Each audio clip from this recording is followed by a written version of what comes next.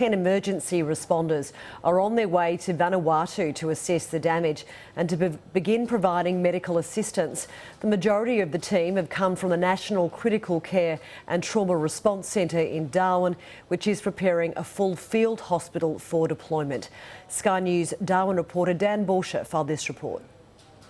The majority of the Australian response to Cyclone Pam, which bore down on the island nation of Vanuatu, will come from here at the National Critical Care and Trauma Response Centre in Darwin. We've currently prepped for two specific capabilities. One, a rapid assessment team to look at the medical needs of the community of Vanuatu, and the other, an initial treatment team who are going in hopefully to work with the hospital in Vanuatu.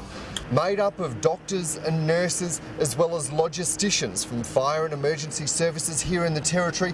Our main role is to work in concert with the local people in Vanuatu in health to determine what needs they have and what areas we can provide assistance on behalf of the Australian Government. It's largely unknown. We are getting scant reports. There's certainly some fairly graphic images and stories that are starting to emerge from Vanuatu of a fairly terrifying evening that they've had, and we are hearing reports that there is some damage to the local hospital and also a lot of infrastructure damage in the surrounding areas. The teams are likely to be in Vanuatu for between 48 and 72 hours, making continual assessments and relaying that to Canberra and to here in Darwin, where the next step of planning is already underway to be able to mobilise a fully functional field hospital. The full field hospital has two components. One, an outpatient service like you would have at a normal hospital, where we would see about 200 patients a day who would come in, be treated and then leave to go home.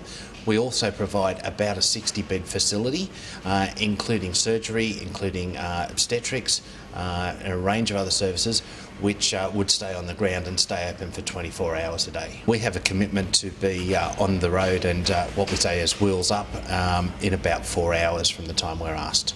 The Australian response is the first international team to be deployed to Vanuatu after Cyclone Pam. It came after the Vanuatu government called for assistance. Australian Foreign Minister Julie Bishop announced that this team would be leaving promptly from Darwin. They travelled to Brisbane and then left on military aircrafts, the C17 and the C130, bound for Vanuatu.